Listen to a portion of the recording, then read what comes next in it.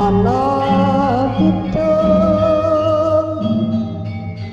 rumangsang wengi teku ayu puto ing lara puto pilai kabeh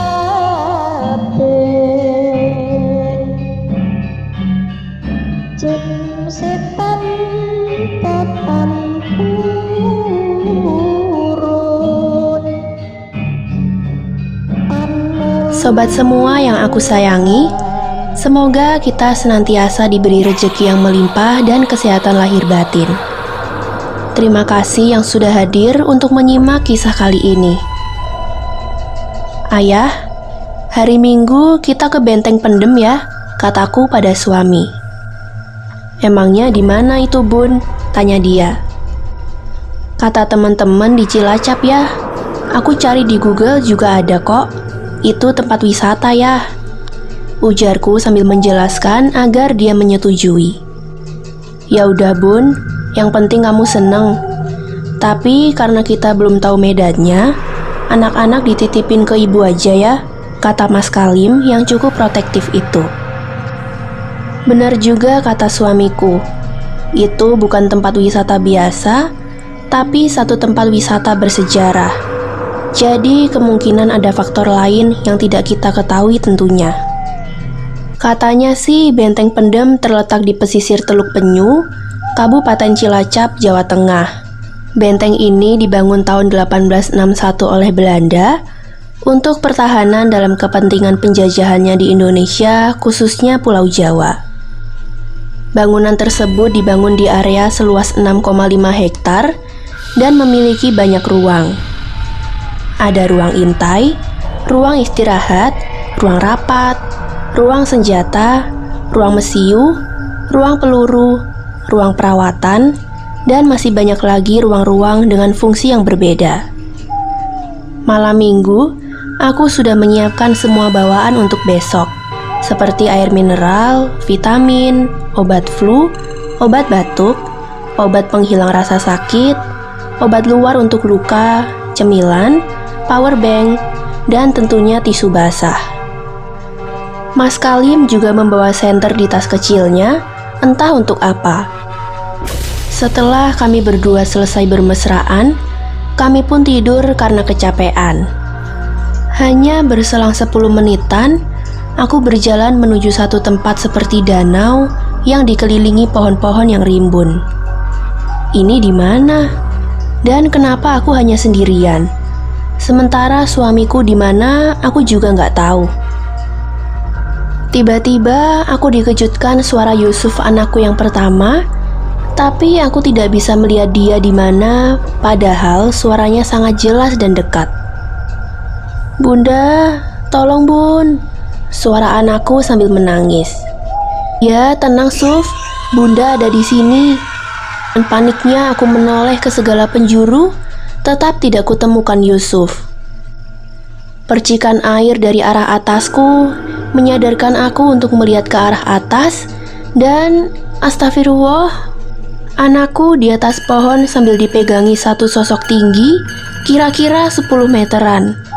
Antara syok dan takut menyelimuti pikiranku, tapi aku harus mendapatkan kembali anakku. Ternyata percikan itu adalah pipisnya Yusuf. Kasihan dia sampai terkencing-kencing begitu. Aku yang sudah menangis ini terus mencoba memanjat pohon, tetapi sangat sulit untuk naik dan akhirnya aku terjatuh ke tanah. Bunda, Bun, samar-samar Yusuf memanggilku.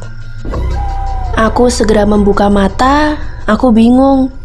Sekarang kok berada di kamar? Sekian detik aku baru menyadari kalau saat ini aku terbangun dari tidur. Aku telah bermimpi yang tidak baik, satu mimpi yang membuat kepalaku terasa sakit. Aku bangkit duduk, lalu aku peluk anakku Yusuf. Ada apa Bun? Kamu bermimpi ya? Tanya Mas Kalim kepadaku. Iya ya, mimpi yang gak enak.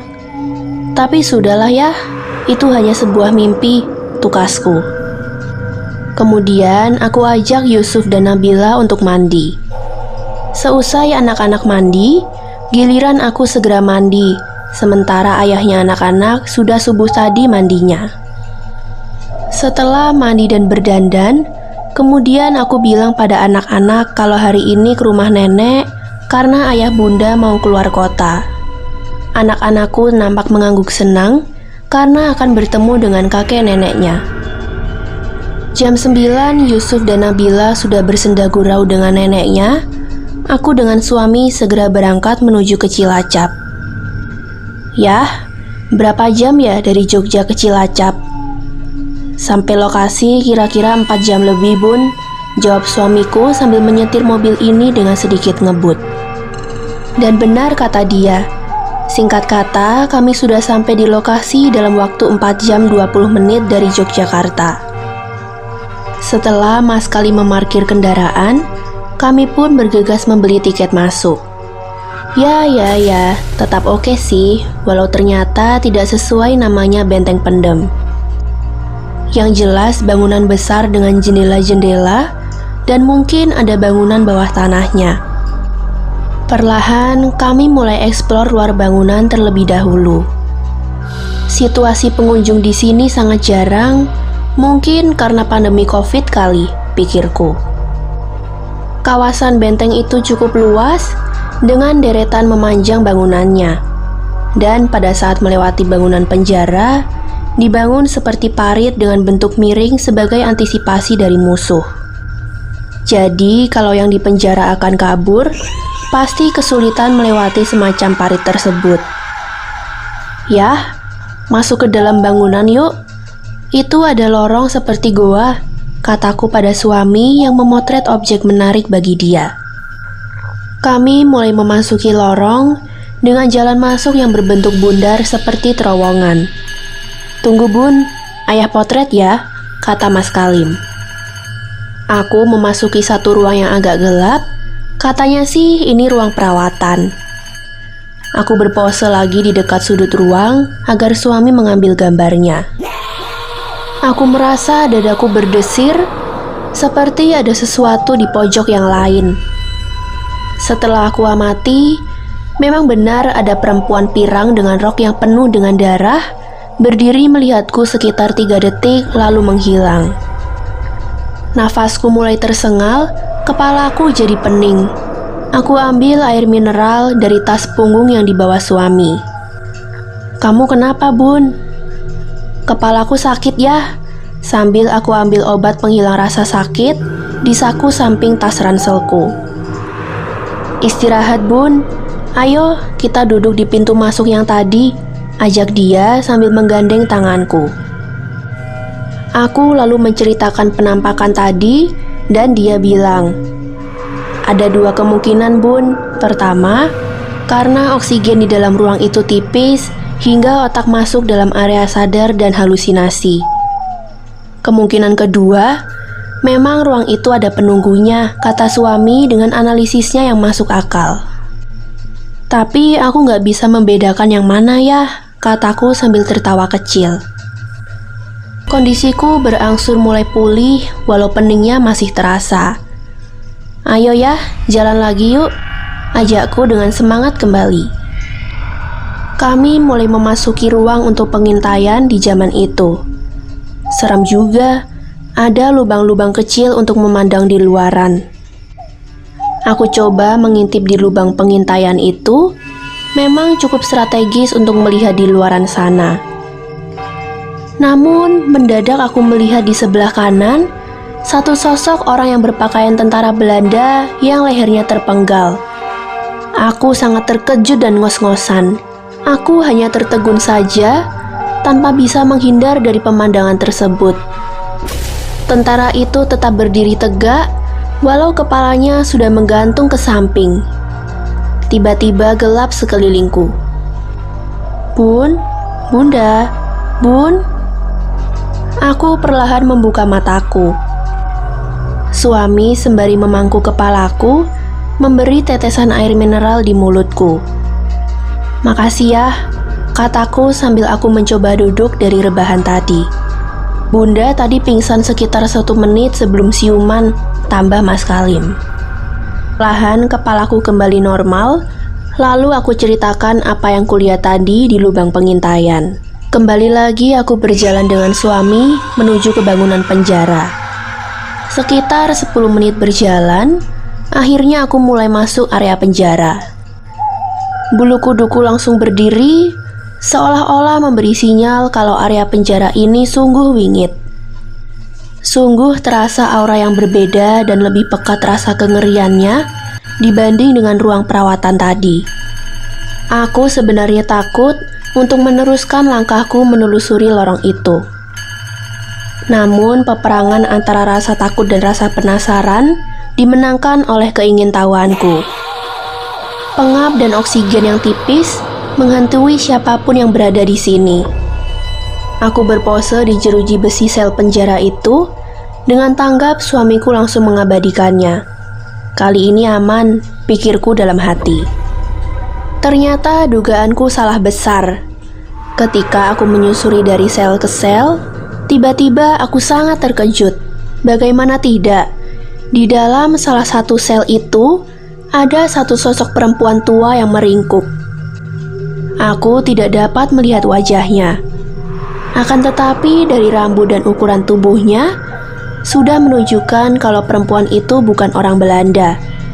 Itu orang Indonesia, atau tepatnya perempuan Jawa. Aku hendak lari ke arah suami, namun sosok tersebut seketika menolehkan wajahnya ke arahku. Astagfirullahalazim, wajah itu sudah tidak berbentuk, banyak luka parah dan sudah berbau sangat busuk. Aku membalikan badan ke arah suamiku, namun dia tidak ada. Aku jadi makin panik. "Ya, ayah." Aku memanggil dia sambil berteriak sekencang-kencangnya, tapi dia tidak kunjung ada dan terlihat. Dadaku berdetak kencang ketika dari arah sel sebelah kiri ada satu sosok perempuan yang menyeringai. Ya Allah, itu kuntilanak. Aku terus berlari walau aku tidak tahu harus lari kemana. Sambil tersengal, sampailah aku di suatu aliran sungai dan sekilas aku melihat Mas Kalim berdiri di dekat pohon besar. Tanpa banyak pikir, aku bergegas menghampiri dia sambil terus memanggil. "Mas, ayah, Mas Kalim." Begitu agak dekat, habislah hatiku. Itu bukan suamiku, melainkan mayat hidup. Aku langsung balik arah sambil berteriak minta tolong. Aku makin percepat lariku ketika kulihat ada orang dari kejauhan. "Ada apa? Ada apa, Mbak?" tanya seorang bapak yang ternyata penjaga gerbang depan tempat wisata ini. "Ada hantu, Pak. Suamiku juga tidak ada tiba-tiba," kataku sembari minum air putih pemberian petugas itu. "Silakan duduk, Mbak. Nanti biar kawan-kawan yang mencari suaminya, Mbak." "Saya minta nomor HP panjenengan ya, Pak," tanyaku sambil masih tersengal. "Baik, Mbak. Nomor WA saya 081 sekian-sekian. Nama saya Pak Darto." Kemudian bapak itu bicara pada kawannya lewat HT untuk segera mencari seorang lelaki di area penjara yang berbaju kotak-kotak namanya Mas Kalim. Setelah itu Pak Darto berjalan ke arah keluar gerbang. Kepalaku sakit, tapi obat ada di tas yang dibawa suamiku, jadinya aku nikmati saja rasa sakit ini. 1-2 pengunjung mulai masuk area ini, mereka dengan anak-anaknya. Apa tidak takut anaknya ada apa-apa? Baru sebentar aku melamunkan pengunjung itu, dari arah gerbang kulihat ibuku masuk ke area wisata ini. Namun kok sendirian? Kemana bapak dan anak-anakku? Kataku dalam hati. Setelah agak dekat, aku menghampirinya. "Bu, ibu, kalian sinten, Bu? Dengan siapa, Bu?" Namun ibuku terus saja berjalan ke arah dalam. Beliau berjalan seorang diri. Mungkin pendengarannya lagi terganggu kali. Jadi aku percepat langkahku untuk mengejarnya. Sesampai di samping kanannya, kutanya lagi, "Ibu mau apa dan dengan siapa kesini?" Beliau hanya menoleh padaku sebentar, lalu berjalan lagi ke depan. Hatiku jadi merasa gak enak. Jangan-jangan ini sebenarnya bukan ibuku. Kalau hanya mirip, jelas tidak. Hanya dua kemungkinan, itu ibuku atau makhluk halus. Kepalaku makin sakit, dan anehnya saat kulihat ibuku nampak blur dan tidak jelas. Namun saat aku melihat pohon atau bangunan, tidak ada yang ngeblur. Makin bingung, 3 menit kemudian yang aku takutkan benar-benar terjadi. Ibuku berbelok ke arah bangunan peninggalan Belanda itu, dan setelah dekat, beliau berhenti lalu menghadap ke aku. Ya Allah, itu bukan ibu. Itu nenek iblis yang kulihat di penjara tadi. Kowe kudu melu aku. Kowe wis kebajot jajah omahku. Kamu harus ikut aku. Kamu sudah terlanjur seenaknya masuk rumahku. Kata sosok itu sambil menatapku dengan amarah yang menyala. Pakaianku sudah dibasahi oleh keringat, jantungku berdegup dengan cepat. Sebelum tubuhku jatuh ke tanah, dari belakang ada yang menangkap badanku, lalu aku didudukkan di tanah. Ternyata itu suamiku. "Kamu kemana aja, Bun? Aku cari kemana-mana gak ada," tukas Mas Kalim dengan wajah yang cemas. Aku masih terdiam. Aku hanya bisa memberi isyarat untuk minta botol air minum. Setelah sekitar 1 menit, aku bilang perlahan bahwa aku juga mencarinya sampai ke gerbang depan. Tanpa merespon kata-kataku barusan, dia memapahku ke arah gerbang depan untuk bisa lebih rileks. Setelah aku duduk di kursi di dekat pos gerbang, aku mulai menceritakan kejadian yang menimpaku tadi. Tanpa terasa, aku sudah berlinang air mata. "Untung ayah bawa air minum lebih, Bun," kata dia di samping memegang kepalaku. "Badanmu panas, tapi jangan minum obat lagi ya. Air putih aja yang terus diminum. Kayaknya kamu dehidrasi deh," kata suamiku. Setelah aku mulai ada tenaga, suami mengajak keluar dari area ini. Aku makan nasi yang kubawa dari rumah tadi pagi, sementara suami tidak menjalankan mobil dulu. Mungkin takut aku muntah atau yang lainnya, kataku dalam hati. Singkat kata, aku sudah di rumah. Sekitar jam 7 lebih, Yusuf dan Nabila nampak mulai mengantuk. Untung sudah makan malam, gumamku sambil menyelimuti kedua anakku. Kemudian aku menghampiri suami yang duduk di teras rumah. "Yah, bobo yuk. Ayah pasti capek juga kan?" kataku sembari menggandeng tangannya. Entah sudah jam berapa, tiba-tiba di kamarku sudah berdiri sosok nenek jahat yang di benteng pendem itu. Aku merasa aneh pada diriku sendiri. Aku tidak merasa takut ataupun berkeringat. "Laila, polamu wis kebacut. Kowe kudu melu aku saiki. Aku wis kebacut nesu karo kowe." "Laila, tindakanmu sudah keterlaluan. Kamu harus ikut aku sekarang. Aku sudah terlanjur marah denganmu," kata nenek itu dengan nada yang kasar. Entah keberanian dari mana, aku pun menimpali. Perbuatanku apa yang keterlaluan? Aku hanya sekedar jalan-jalan di sana. Justru kamu itu yang tidak benar. Kamu telah mengganggu kehidupanku. "Bun, Bunda, bangun dulu. Kamu mengigo. Bangun yuk." Aku sambil mengucek mata mulai menyadari kalau aku bermimpi. Aku duduk, lalu bangkit berdiri. "Iya ya, aku mimpi," kataku sambil keluar kamar menuju toilet. Untung hanya mimpi. Ini pasti terbawa dengan kejadian seram di Cilacap tadi deh. Setelah selesai aku keluar dari toilet, aku mau balik ke kamar tidur.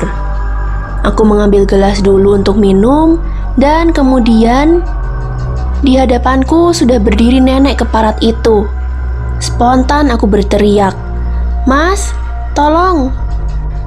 Mas Kalim bergegas keluar dari kamar dan aku langsung bilang padanya, "Yah, iblis itu sudah ada di rumah ini. Ayah harus segera nyari solusi untuk mengusir berdebah itu." Sampai di sini kisah Mbak Laila. Semoga bisa mengambil hikmahnya serta terhibur. Terima kasih sobat semua yang sudah memberikan like. Terima kasih telah memberikan komentar, serta terima kasih sudah subscribe channel ini. Bye!